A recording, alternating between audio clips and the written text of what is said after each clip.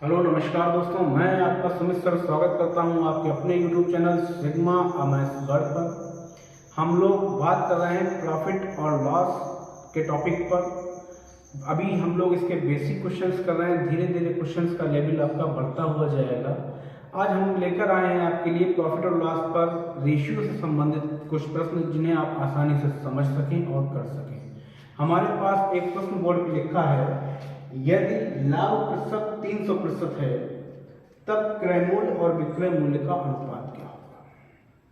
अब यहाँ पर समझना क्या है, हमें जो दिया जा रहा है वो प्रॉफिट परसेंट दिया जा रहा है। प्रॉफिट परसेंट आपको दिया जा रहा है 300 का।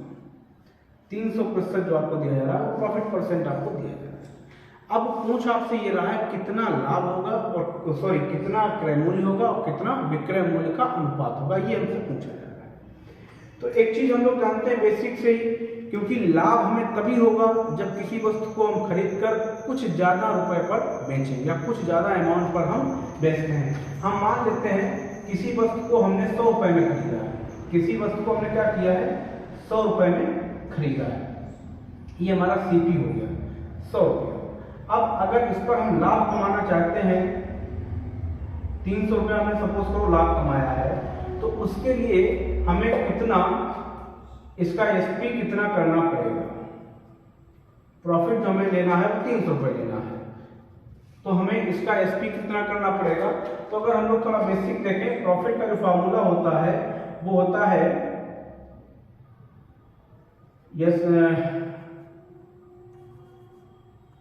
SP minus CP. प्रॉफिट होता है हमारा एसपी माइनस सीपी के बराबर। तो प्रॉफिट जो हमें दिया जा रहा है वो 300 दिया जा रहा है और एसपी हम निकालना चाहते हैं, सीपी हमें जो दिया जा रहा है वो 100 रुपये दिया जा रहा है। तो ये माइनस की वैल्यू है, लेफ्ट हैंड साइड में आएगी, पॉजिटिव वैल्यू हो जाएगी, तो ये हो जाएगा आपका 400 रुपये। तो जो एसपी आएगा वो आ जाएगा आपका 400 रुपये। तो यहीं से बात की जा रही है कि कितना अनुपात होगा, क्रय मूल्य और विक्रय मूल्य का क्या अनुपात होगा। तो हम इसको थोड़ा डायरेक्ट भी कर सकते हैं, कंसीडर ना भी करें तब भी किया जा सकता है। जैसे यहाँ से उसने कहा प्रॉफिट परसेंट बराबर 300, तो यहाँ से हम लोग क्या करेंगे बेटा, 300 का फ्रैक्शनल वैल्यू निकालेंगे। तो 300 बटे में आएगा 100%, का साइन हम हटाते हैं तो 100 से भाग देते हैं।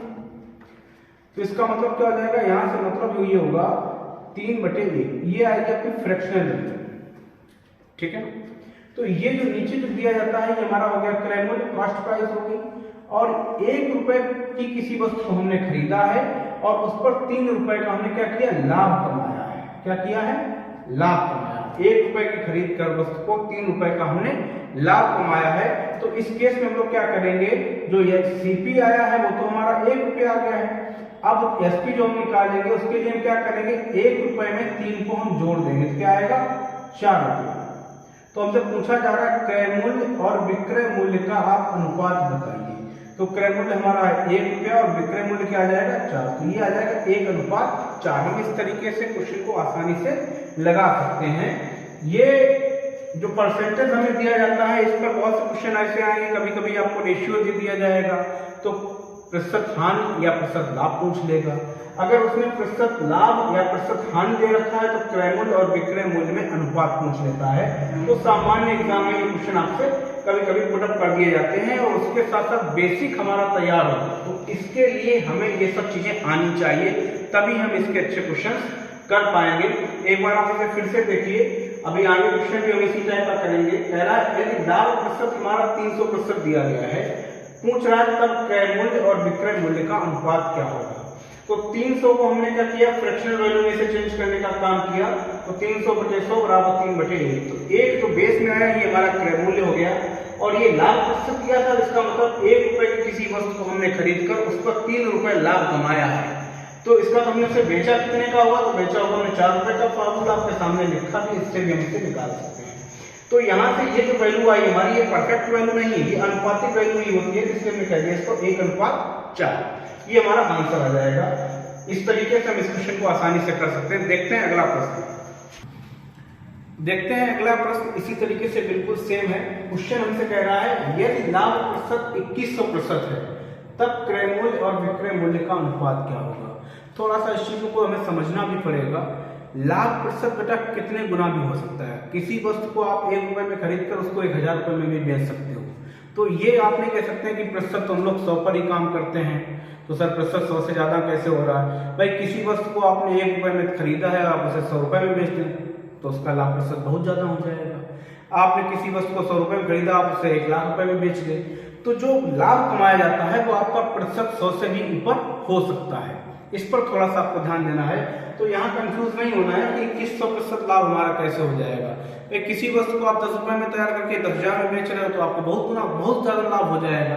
तो यहाँ से हमको दिया जा रहा है लाभ प्रतिशत जो दिया जा रहा है वो 2100% दिया गया।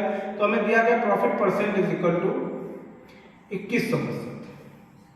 सबसे पहले हमारा काम क्या होगा? सबसे पहले हमारा काम ये होगा कि जो प्रतिशत हमें दिया गया इसको फ्रैक्शनल वैल्यू में कन्वर्ट करें। तो 2100 का जो फ्रैक्शनल वैल्यू हम निकालेंगे तो 100 से डिवाइड कर देंगे, ये आ जाएगा हमारे पास 21/1 या 21/1। यहाँ पर 1 जो हमारा होगा वो क्रय मूल्य की तरह ट्रीट करेगा। मतलब किसी वस्तु को हमने 1 रुपए में खरीदा है और उस पर 21 रुपए का लाभ कमाया है, तो ये जो हमारा आ रहा है ये प्रॉफिट आ रहा है। 21 रुपए का क्या कमाया हमने? लाभ कमाया है। तो 1 रुपए की वस्तु को खरीदकर उस पर 21 रुपए का लाभ कमा रहे हैं। इसका मतलब अगर हम क्रय मूल्य और विक्रय मूल्य में अनुपात निकालेंगे तो 1 रुपए इसका क्रय मूल्य हो गया, 21 रुपए में लाभ कमाया तो बेचा कितने का होगा? तो 22 रुपए का आपने बेचा होगा।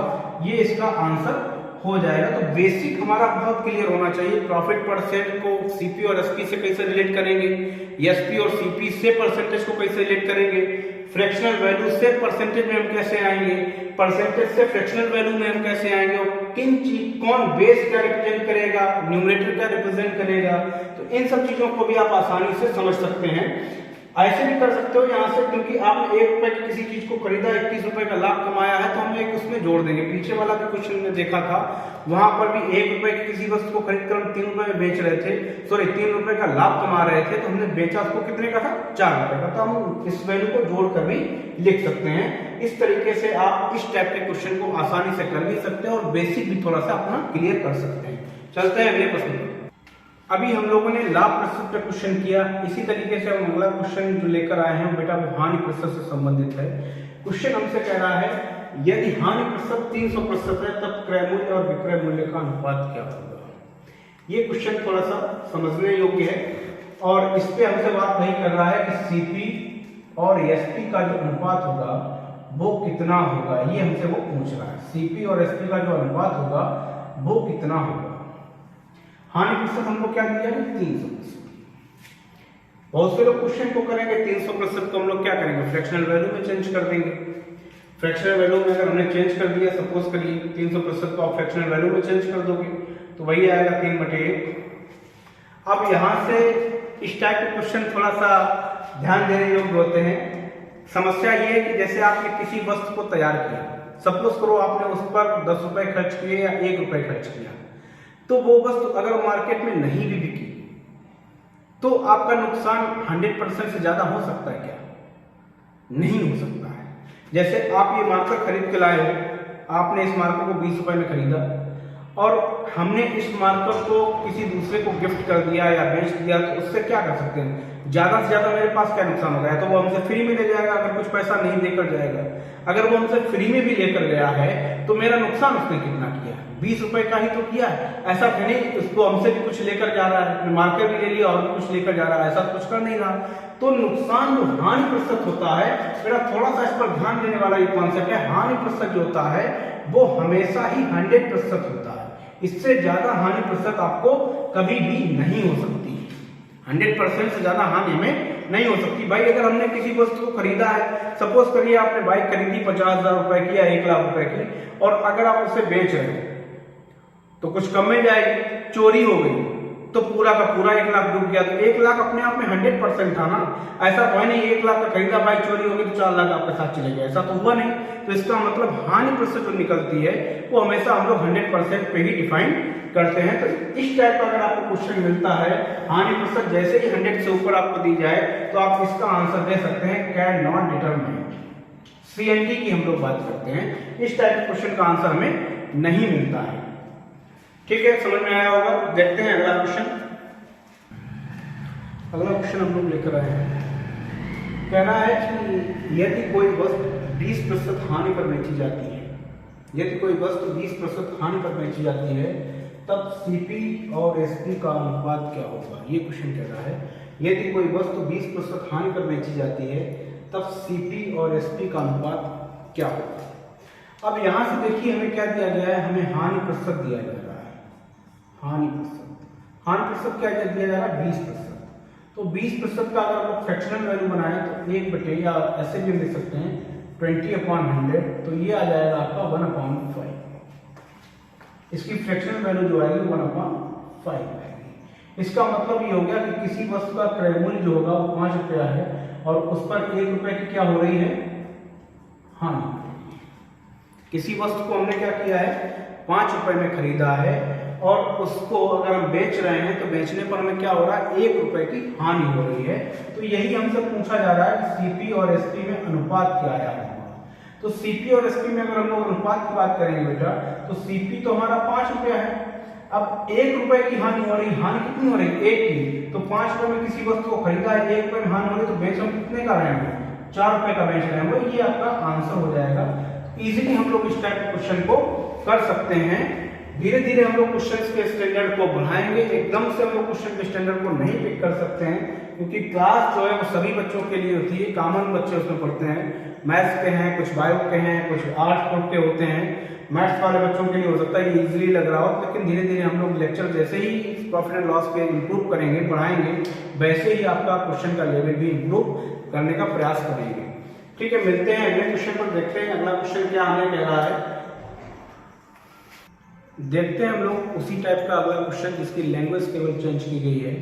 क्या कह रहा है, देखो बेटा, यदि क्रय मूल्य और विक्रय मूल्य का अनुपात 5:4 है तो हानि प्रतिशत क्या करें। अभी तक हम लोग क्या कर रहे थे, हम लोग प्रतिशत लाभ और प्रतिशत हानि लेकर आ रहे थे, जिससे हम लोग क्रय मूल्य और विक्रय मूल्य में अनुपात निकाल रहे थे। अब क्या कर रहे हैं, क्वेश्चन की थोड़ी सी लैंग्वेज चेंज किया है, बाकी फॉर्मेट वही है, काम वही है, कुछ भी नहीं करना, ट्रिक भी अपना एक ही अप्लाई होना है। हमने परसेंटेज आपको पढ़ाया, जो ट्रिक परसेंटेज पे अप्लाई किए हैं वही हम इस पे भी अप्लाई कर रहे हैं, और कोशिश करेंगे एसआई और सीआई पर भी हम एक ही ट्रिक से आपको क्वेश्चन कराएं।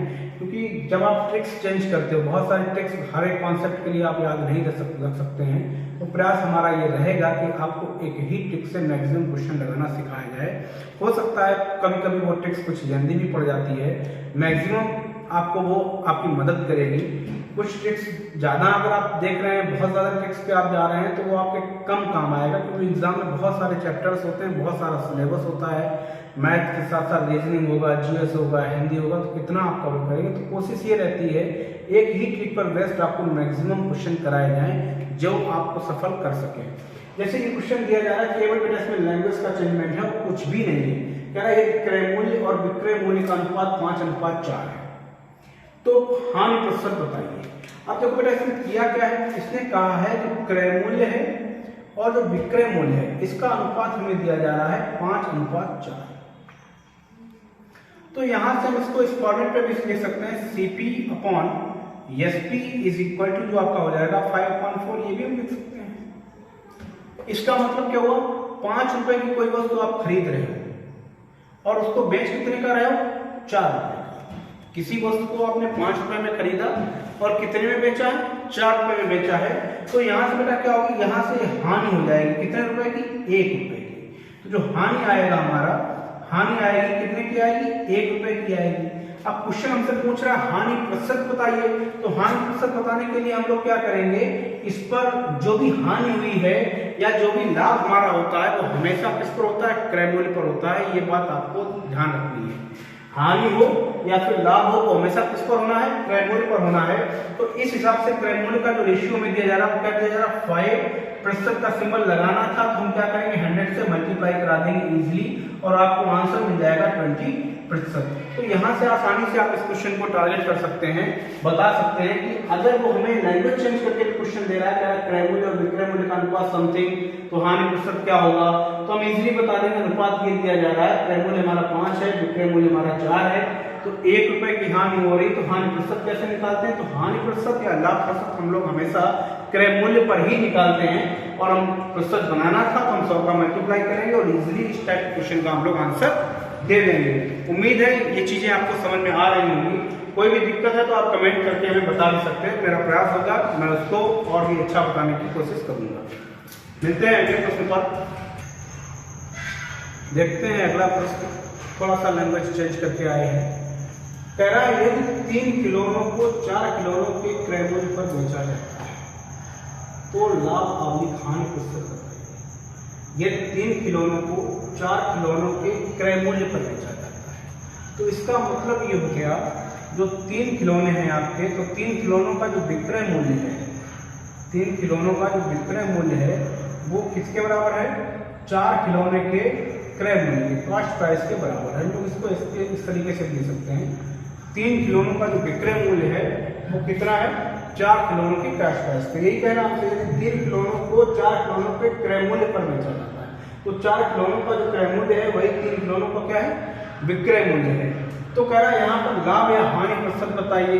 तो सबसे पहले जो अभी तक हम लोग कर रहे थे कि हम लोग क्या कर रहे थे, रेशियो का फॉर्मेट बना रहे थे। तो यहाँ से हम लोग बना लेंगे SP/CP, जो आपका हो जाएगा वो हो जाएगा 4/3। ये वाला 3 मल्टीप्लाई में इस तरफ जाएगा तो डिवाइड हो जाएगा, मल्टीप्लाई में SP है हमारा, बॉर्डर क्रॉस करेगा, ये इक्वल टू के सामने जाएगा, RHS पे जाएगा तो ये डिवाइड हो जाएगा। तो ये यहाँ से हमें एक चीज मालूम हो गई कि SP जो है वो 4 है और CP कितना है? 3 है।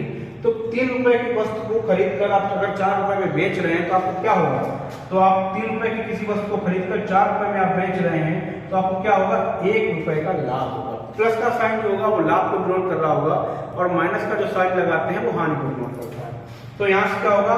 लाभ हो जाएगा। क्यों लाभ हो जाएगा? क्योंकि SP जो है हमारा वो ग्रेटर देन है किससे? CP से। तो लाभ की कंडीशन ही यही होती है कि लाभ की कंडीशन क्या होती है? SP greater than CP। तो यहाँ से लाभ बेटा कितने रुपए का होगा? तो लाभ होगा 1 रुपया। अब उसने पूछा क्या है? लाभ आवधिक हानि प्रतिशत हो तो लाभ रहा, लाभ प्रतिशत हमें बताना है।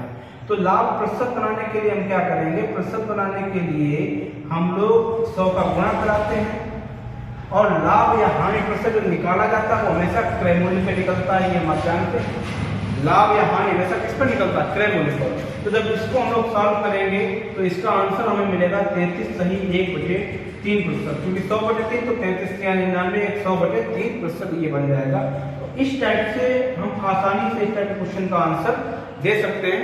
मिलते हैं अगले वीडियो पर इसके कुछ स्टैंडर्ड क्वेश्चन के साथ और PYQs भी हम लोग करेंगे। पुराने क्वेश्चंस भी जो एग्जाम में आए हुए हैं उन पर भी काम करेंगे। ये हमारा प्रॉफिट एंड लॉस का लेक्चर 3 था। तो धीरे धीरे हम लोग लेक्चर्स में क्वालिटी और क्वेश्चंस की क्वांटिटी को इम्प्रूव करेंगे और इससे सभी के समझ में आ सके। ओके, धन्यवाद।